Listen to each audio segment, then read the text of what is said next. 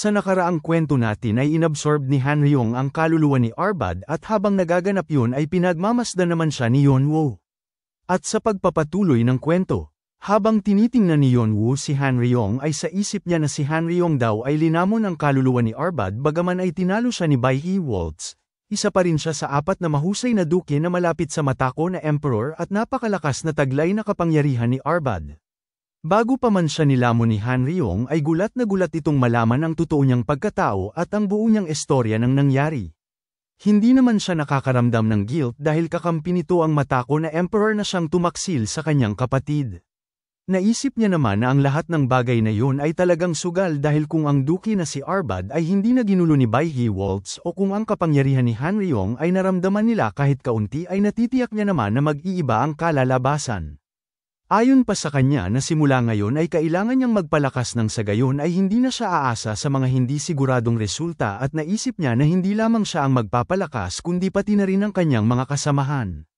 Maya-maya pa makalipas ang ilang sandali ay lumabas sa kanyang sistema na ang Death Knight na si Hanryong ay nag-evolved sa pagiging isang Death Noble. Pagtapos noon ay kaagad namang lumuhad si Hanryong sa kanya at sinabi ni Hanryong na para sa kanyang master ay iginagalang niya ito. Makalipas ang ilang oras ay nagpatuloy na sa paglalayag sina Yeonwoo at dito kakaupo niya pa lang sa kanyang kama at naisip niya na pagtapos ng paglakas ni Hanryong ay lumisan kaagad sila sa isla ni Baelok dahil ang pagsubok na ito ay mayroong limitasyon sa oras at nagawa niya namang makuha ang lahat ng kaya niyang makuha sa isla ni Baelok. Sinunod niya naman ang kanyang plano na wasakin niya ang buong isla upang hindi na ito mahanap pa ng iba at bonus na lang daw ang makita niyang nasusunog ang bahay ni Baelok.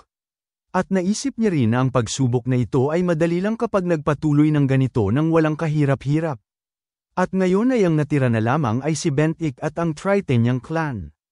Ang Poseidon clan ay tinatawag na Triton, ang pangkat na ito ay umuusbong at nakakakuha ng pagkilala sa ilalim ng patakaran ng tinatawag na mananakop na si Bentik. Ang clan's key leaders ay lahat sila ay mga apostol ni Poseidon. Ayon sa kanya na para maging malinaw ay si Bentik ang tanging direktang apostol ni Poseidon at ang iba ay mga apostol ng Diyos na pinaglilingkuran sa ilalim ni Poseidon. Ang mga ito ay si Orion, the Star Hunter. Ang ikalawa ay si Antares, ang makapangyarihang mandirigma na kinalaban si Hercules. At si Charybdis, ang halimaw na linunok ang dagat. Lahat sila ay mga anak ng Diyos na si Poseidon at kanilang ama. Naalala niya naman ang sudden quest ni Sito at ayon sa kanya na kaya binanggit sa quest na maramihan dahil marami itong mga apostol at may kabuluhan naman ito dahil kinokonsidera ang mga ito na apostol ni Poseidon dahil mga anak niya ang mga ito at kahit na mas lumakas pa siya ay delikado pa ring harapin ng sabay sina Bentik at ang mga pinuno ng Triton. Ayon pa sa kanya na magandang pagkakataon ito dahil mayroon siyang libreng oras upang mapag-aralan ang kanyang mga ginawang kilos sa paglalaban at nagawa niya ring maanalisa ang mga galawan ni Bentik. Si Bentik daw ay ang kanyang pinakamalakas ay yun din ang kanyang pinakakahinaan. Ang kanyang hindi natitinag na pasya na sumulong sa lahat ng bagay ay tunay na naglalaman ng diwa ng isang mananakop. Pero kung mas mahirap ang isang bagay, mas madaling mabasag kapag nasira kaya naman kailangan niyang hanapin kung paano niya mabasag si Bentik. Si Bentik daw ay isang baliw sa pakikipaglaban at nilabanan niya siya ng mag-isa nang hindi umaasa sa kanyang mga kasamahan. Ito ba ay ang kanyang lakas o kay abangan lang dahil natitiyak niya na gagawin niya ulit ang ginawa niya noong nakaraan kaya naman papabor na sa kanya ang pagkakataon kung mangyari man yun. Nahiga naman siya at sa isip niya na mayroon pa siyang oras bago niya harapin ang clan na Triton. Kaya naman mayroon pa siyang oras upang maghanda ng kanyang kinakailangan. Pagkalipas ng ilang araw ay lumabas sa kanyang sistema na ang lahat ng pagsubok ay nakumpleto na at ngayon ay nandito na sila sa ika-29 na palapag ng tore na tinatawag na The Land of the Dead. Masayang-masaya naman ang mga nakasakay sa barko at may napasabi na lang na nagawa rin nilang makatungtong sa ika-29 na palapag ng tore ng ligtas at buhay. Masayang-masaya naman ang isang kasamahan ni Heidi na inakbayan siya na siyang ikinagulat naman ni Heidi at sinabi ng lalaki habang hinihimas niya ang ulo ni Heidi na nagpapasalamat siya sa kanya dahil daw sa kanya ay ligtas silang nakarating dito. Nagpasalamat rin si Heidi sa kanya.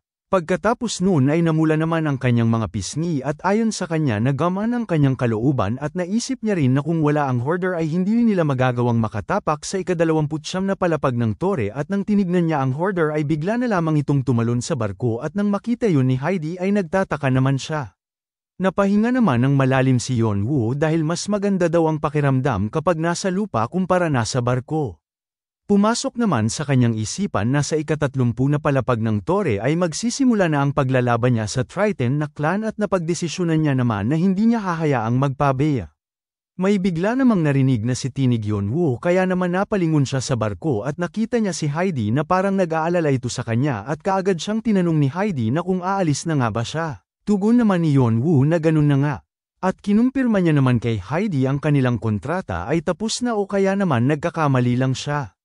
Hindi naman makasagot ng diretso si Heidi at sa isip niya na tama ang sinabi ng hoarder dahil natapos na rin naman nila ang pagsubok sa ika-28 na palapag ng tore kaya naman tapos na rin ang kanilang kontrata at wala naman siyang rason upang pigilang umalis ang hoarder ngunit napatanong naman siya sa kanyang isipan na kung bakit ba parang gusto nitong pigilan siya. Wala namang naging tugon si Yeonwoo at kaagad niyang tiningnan si Heidi at ayon sa kanya na kagaya nga ng kanyang inaasahan na isang bihirang hiyas ito dahil kagaya nga na ganyang iniisip noon na mayroon itong matatalim na mga tingin. At hindi lang yun dahil siya ang nagsisilbing pinuno sa mga nakapalibot sa kanya at inaalagaan niya ang kanyang mga nasasakupan at parang ipinanganak ito para maging isang pinuno. Bigla namang nagulat si Heidi dahil biglang tumalikod si Yeonwoo at sinabi nito habang papaalis ito na kung ano man ang kanyang gusto ay hanapin niya na lang siya sa susunod. Nagtatakang tanong naman ni Heidi na kung ano ba ang kanyang ibig na sabihin.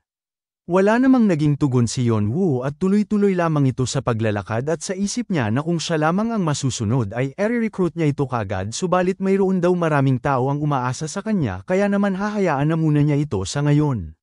Lumipat ang eksena sa kastilyo ng Triton sa gitna ng karagatan at dito kakalabas pa lang ni Jin Rang sa isang silid at bigla siyang nagulat dahil mayroong nagtanong sa kanya na kung kamusta naman ba ang lagay ng kapitan. Dumating ang isang lalaki at isang babae at sinabi ng lalaki na parang ang kapitan daw ay naging masaya pagkatapos ng mahabang panahon. Ang dalawang ito ay tagapangasiwa ng Triton na clan na sina Ted at Elaine. Tugon naman ni Jin Rang na hanggang ngayon ay nagpapagaling pa rin ito at parang hindi madali ang pag-recover ng naputol nitong braso. Tinanong naman ni Ted si Jin Rang na kung inaalagaan niya ba ng maayos ang kapitan. Nagtataka naman si Jin Rang kung ano ba ang ibig na sabihin ni Ted. Bigla naman siyang nilapitan ni Ted at sinabi niya na kung inaalagaan niya ng maigi ang kapitan ay hindi sana ito mangyayari. Wala namang naging tugon si Jin Rang sa paratang ni Ted sa kanya bagkus ay namuo naman ang galit sa kanyang mga mukha at ayon sa kanyang iniisip na nag-uumpisa na naman si Ted dahil nalaman niya na hindi daw ito boto sa kanya sa pagiging malapit sa kapitan bilang isang tagapayo ngunit hindi niya naman lubos sa kalain na magpapakita ng ganitong ugali si Ted sa ganitong uri ng sitwasyon. Napabuntong hininga na lamang si Jin Rang at sinabi niya kay Ted na isipin niya ang gusto niyang isipin dahil ngayon ay kinakailangan nilang ituon ang kanilang pansin sa kung ano ang pinakaimportante. Nagtataka naman si Ted na kung ano ba ang pinakaimportante ngayon. Kaagad niya namang sinabi kay Ted na ang hoarder ay papalapit na sa kanilang kuta. Ipinaliwanag niya naman na malamang ay nakatamo ito ng seryosong pinsala sa huling paglalaban nito sa kanilang kapitan ngunit parang nakarecover naman ito sa lalong madaling panahon. Nakatanggap rin siya ng balita na nagawa ng makatungtong nito sa ika-29 na palapag ng tore at ngayon ay nasa ika-30 na palapag na ito ng tore. Kaya naman kinakailangan nilang makabuo ng isang plano bago pa man siya maka-recover at manalasa dito. Bahagyang napaisip naman si Ted at kaagad niyang tinanong si Jin Rang na kung talaga nga bang kailangan pa ng plano. Nagulantang naman si Jin Rang sa katanungan ni Ted. Sinabi naman ni Ted na kagaya nga ng kanyang alam na ang pagsubok ng mga patay ay napakahigpit kahit na gamitin niya pa ang ibinigay na oras at sinabi niya pa na parang pinipilit ng hoarder ang kanyang limitasyon para lamang makapunta sa lugar na ito. Kaya naman dahil sa pagod ng hoarder ay madali lamang nila itong matatalo. Sinabi naman ni Jin Rang na ang hoarder daw ay hindi dapat maliitin dahil kinakailangan nilang maghanda ng todo. Tugon naman ni Ted na ganyan talaga ang sinasabi ng duwag na kagaya niya. Umaalab naman si Ted at sinabi niya na siya si Ted ang ikalawa sa pinakamagiting na mandirigma ng Triton na sunod sa tinatawag na conqueror o mananakop na si Bentik. Sinabi niya pa na walang-wala sa kanya ang hamak na hoarder dahil pagpipira-pirasuhin niya lamang ito nang walang kahirap-hirap. Wala namang naging tugon si Jin Rang at sa isip niya na wala na siyang magagawa dahil hindi niya magagawang mahikayat ito at naisip niya rin na magagawa niyang masuri kung ano ang kondisyon ng hoarder sa pamamagitan ni Ted nang sa gayon ay makakapaghanda siya ng susunod na hakbang. Kaagad niya namang sinang-ayunan ang sinabi ni Ted at sinabi niya na siya na ang responsable sa pagharap sa hoarder at pasigo naman na tugon ni Ted na yan nga ang kanyang gagawin bago pa man niya sabihin ito sa kanya. Agara namang umalis si Jinrang habang sina Ted at Elaine naman ay pinagmamasdan lamang si Jinrang na umaalis. Galit naman si Ted dahil sa inaasal ni Jinrang at sinabi niya pa na nakakainis talaga ang batang yun. Napangiting sinabi naman ni Elaine na tama naman ang sinabi ni Jinrang. Dahil sa sinabi ni Elaine ay umaalab sa galit si Ted at pasiga niyang tinawag na kapatid si Elaine. Napatakip na lamang ng dalawang tenga si Elaine sabay sabi niya na umaayon sa kanya ang kanyang gusto kaya ngayon ay ang kailangan niya na lang na gawin ay patunayan na tama siya. Lumingon naman na galit si Ted at tiningnan niya ulit si Jinrang at ayon sa kanya na tama ang kanyang sinabi ng kanyang kapatid na si Elaine na kailangan niya lamang na patunayan na tama siya dahil siya ang second in command sa clan na Triton. At parang may sama ito ng loob kay Jinrang at ayon sa kanyang iniisip na maghintay lamang ito at papaluhurin niya daw sa kanyang harapan si Jinrang habang pinagmamasdan niya ito. Makalipas lamang ang ilang araw ay nandito na si Yeonwoo sa ika-30 na palapag ng tore na tinatawag na Tomb of the Dead. Lumabas sa kanyang sistema ang patungkol sa pagsubok at ayon dito na pinupuri nila ang kanyang kalooban at katapangan bilang isang buhay na nilalang na buong tapang na naglalakbay sa mundo ng mga patay. Sa wakas ay narating niya na ang dulo ng mundo at naghahanda ng lumabas sa orihinal na mundo kung saan man siya nanggaling. Gayunpaman, parang hindi madaling lumabas. Sa mahabang panahon na kumain, inumin, at hangin mula sa mundo ng mga patay, nasanay na ang kanyang katawan dito. Iminungkahi naman ng sistema na simula ngayon ay linisin niya ang lahat ng lason ng mga patay na natitira sa kanyang katawan sa loob ng natitirang oras. Saka lang siya magkakaroon ng pagkakataong lumabas. Mayroon naman siyang natitirang 13 na araw at 22 na oras at 1 minuto at 29 na segundo. Napasabi na lang si Yeonwoo na ang pagsubok na ito ay talagang karapat-dapat sa ika-30 na palapag ng tore. Ang bawat ika-10 palapag ng stage ay nagsisilbing komprehensibong pagsusuri kung ano ang nakuha sa nakaraang stage. Sa makatuwid, nakadepende naman ito kung paano niya nalampasan ang nakaraang stage at ang kahirapan ng palapag na ito ay magkaiba. Sa isip niya naman na kahit na lumakas siya ay ang ika-10 palapag na pagsubok ay medyo mahihirapan siya. Ang una niyang gagawin ay kailangan niyang malaman kung anong uri ng lason ang nakapasok sa kanyang katawan nang sa gayon ay malaman niya ang antidote formula para sa lason. Sa malawak na libingan ng mga patay ay kinakailangan niyang makaipon ng kinakailangan niyang mga materyales. Sa una niyang pagtingin sa lugar ay parang walang kapantay ito sa nakaraang palapag at habang ang mga ibang manlalaro ay tumatakbo sa paligid na galit ngunit siya ay kakaiba at agad niya namang ipinalabas ang kanyang mga alip-ores at kaagad niya naman itong inutusan. Sa isip niya naman na ang kanyang mga alip-ores ay ang magdadala ng mga materyales sa kanya at ang tanging gagawin niya na lamang ngayon ay kung paano maalis ang lason sa kanyang katawan. Bigla niya naman ipinatawag si Boo at tinanong niya ito na kung tapos niya na bang mapag-aralan ng elixirs mula kay Baylok. Tugon naman ni Boo na tapos niya na itong mapag-aralan at ipinaliwanag niya naman na ang resulta ng kanyang pag-aaral at ayon sa kanya na ang 4 sa mga ito ay mga elixir at ang iba ay mga lason. Sinabi niya pa na ang elixirs daw ay kailangan mapagsunod-sunod dahil kung hindi ay ang spiritual power ay hindi makokontrol at mapipinsala ang katawan. Sinuri naman ni Yeonwoo ito at sinabi niya na kung ginawa nga ito ni Baylok ay pwede nitong maging kalaban ang Demon King's Poison. Sinabi naman ni Yeonwoo ang kanyang kinakailangan kay Boo at ibinigay niya ito kay Boo at napatanong naman si Boo na kung halamang gamot ba ito na may lason at kung pinaplano niya bang mas palalin ang lason. Tugon naman ni Yeonwoo na tama ang kanyang sinabi at susundan niya lamang ang paraan kung ano ang ginamit ni Baylok. Naalala niya naman ang nasa diary ng kanyang kapatid at ayon kay Jungwoo na hindi kagaya nila na pinagtutuunan ng pansin ang paghahanap ng panlaban sa lason, si Baylok naman ay kakaiba ang iniisip at sumubok ng kakaiba. Nalilito naman siya habang siya ay nanunood kung paano gawin ni Baylok ang lason. Ipinakita naman ni Baylok ang nagawa niyang maraming lason kay Jungwoo at nang walang ano-ano bigla niya na lamang itong ininom lahat.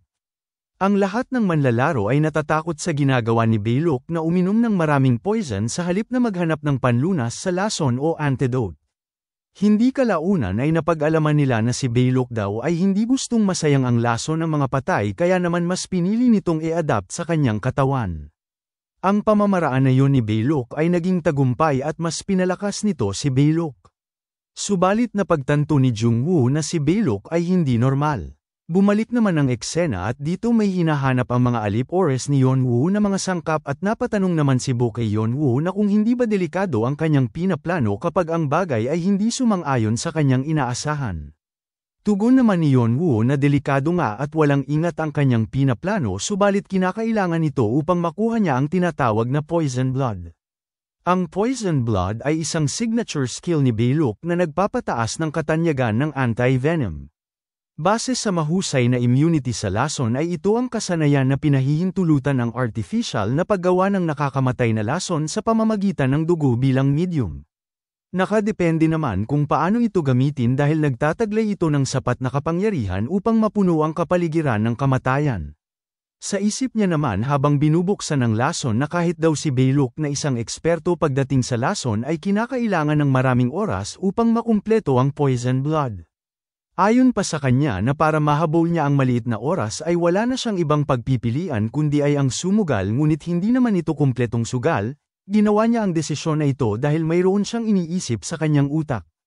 Nang mabuksan niya na ang lason ay lumabas naman sa kanyang sistema na ang kanyang katangian na cold-blooded ay pinapanatili nito ang kanyang katwiran o pagiging kalmado sa kahit anong sitwasyon.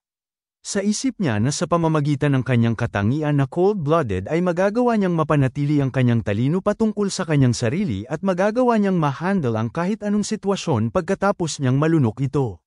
Lumabas rin sa kanyang sistema ang regeneration. Ang regeneration ay kapag napinsala siya ay mas bibilis ang pagtaas ng pagpapagaling ng kanyang sarili at habang tumataas ang kahusayan nito ay magagawa nitong mapagaling kahit na malalang pinsala pa ito. Sa isip niya na hanggat mayroon siyang regeneration na kasanayan ay magagawa ng kanyang katawan ang gumaling kahit pa na ilang beses. Habang iniinom niya ang poison blood ay ayon sa kanya na magagawa niya ito at i-absorb niya ang elixir kapag nakuha niya ang poison blood. Lumabas sa kanyang sistema na nagawa niya ng malunok ang experimental na gamot na matinding lason. Ang mga bahagi ay ina-absorb na ng kanyang katawan. Naghihintay naman si Yeonwoo na mayroong mangyayari at sa kanyang paghihintay ay nagtataka naman siya na kung bakit wala man lang reaksyon sa kanyang katawan. Maya-maya pa ay bigla na lang siyang nakaramdam ng matinding sakit at lumabas sa kanyang sistema na ang kanyang naabsorb ng mga bahagi ay inaatake siya at nagbabala naman ang sistema at ayon dito na ang kanyang katawan ay sinisira ito mula sa loob at kinakailangan ito ng agarang aksyon. Pinapanatili naman ng kanyang katangian ng cold-blooded ang kanyang pagiging kalmado at makatwiran. Na-activate na rin ang kanyang kasanayan na tinatawag na regeneration at kaagad niyang nabitawan ang sisidlan ng matinding lason. Makalipas lamang ang ilang minuto ay marami na siyang naubos na lason at lumabas sa kanyang sistema na ang bago niyang kasanayan ay nagawa na. Habang tinitingnan ni Yeonwoo ang kanyang sistema ay sa isip niya naman na sa wakas ay nakuha niya rin ito. Subalit pagkatingin niya ay nagtataka naman siya at dito nakita niya ang tinatawag na residual poison blood. At mayroon itong 28 na numero. Ayon dito na mayroong iba't ibang anyo ng matinding lason na nilikha ng anti-venom, ang death poison ay makikita lamang sa ika-30 na palapag at ang Demon King's poison ay hinalo sa kakanyahan ng dragon upang makagawa ng ganitong poison blood. Ang dugo na ito ay mayroong taglay na malakas na acid at nakakalason na properties. At nakadepende naman ito sa paggamit dahil makakapagdulot ito ng malalang pinsala sa gumagamit kapag hindi maayos ang paggamit. May tatlo namang kasanayan nito at ang una ay ang tinatawag na 100 poison immunity. Sa pamamagitan ng kasanayan na ito ay makakakuha siya ng malakas na panlaban sa maraming lason at acid. At kahit na lumabas pa ang sintomas ng lason ay makakapagdulot ito ng malakas na immunity na mabilis na magkakalat sa buong katawan ng antibodies. At dahil doon ay otomatiko itong magkakaroon ng impormasyon patungkol sa lason at acid na kanyang nakuha sa kalagitnaan ng proseso. Ang ikalawang kasanayan naman ay ang tinatawag na venom factory. Gumagawa ito ng organ na nagtatago ng nakakalason na sangkap sa isa sa heart chambers. At itinatago nito ang serum na naglalaman ng nakakalason na sangkap na dumadaloy sa dugo. Base sa nakuhang impormasyon mula sa 100 poison immunity ay ang properties ng lason ay nagpapatuloy sa pagdevelop. At nakadepende rin ito sa paggamit dahil mapipinsala rin ito ang gumagamit kaya naman dapat mag-ingat.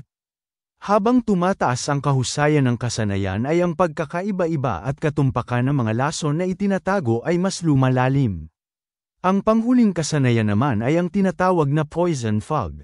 Kinokonsumo nito ang malaking halaga ng dugo upang makagawa ng malapot na lason na hamog sa kapaligiran. Sa panahong ito, ay kapag mas malakas ang nakakalason na bahagi ay ang sintomas ng lason ay sinasamahan nito ng maraming epekto. Ang kasalukuyan niya namang nakuhang lason na impormasyon ay 8 uri. Isa na dito ang tinatawag na Demon King's Poison at ang ikalawa ay Death Poison at ang ikatlo ay Ecstasy Heal. Pagkatapos mabasa ni Yonwoo ito ay nagtataka naman siya kung bakit residual poison blood ang lumabas at hindi ang poison blood. Ang number daw ay kapareho lang subalit ang parte patungkol sa pwedeng makadagdag ng bagong lason na impormasyon ay magkaiba. Napatanong naman siya sa kanyang isipan na kung dahil ba ito sa properties ng kanyang dragon body o ang kanyang katawan ay sapilitang nag-adapt dito habang nagpapagaling. Ayon pa sa kanya na parang madali lamang itong gamitin at madali niya lamang itong magagamit sa pamamagitan ng kanyang karanasan sa bagong lason ng direkta. Kaya naman napagdesisyonan niya na susubukan niya ang kanyang bagong nakuhang kasanayan. Kinagabihan ay tumungo na siya sa pantalan at nakita niya naman ang simbolo ng barko at sa isip niya na ang pantalan daw na ito ay pinamamahalaan ng Triton at napagdesisyonan niya naman na ang lugar na ito ay magandang simulan ng kanyang plano. At kaagad niya namang tinawag ang napakarami niyang mga alipores at dahil sa sobrang dami nito ay parang mapupuno na ang lugar.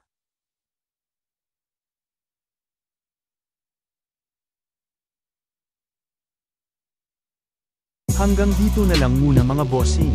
Kung gusto mong subaybayan ang kwentong ito, mag-like, comment, at subscribe at i-hit mo na rin ang notification bell para ikaw ang unang makapanood pag may bago tayong upload. Kita-kits sa susunod mga boss.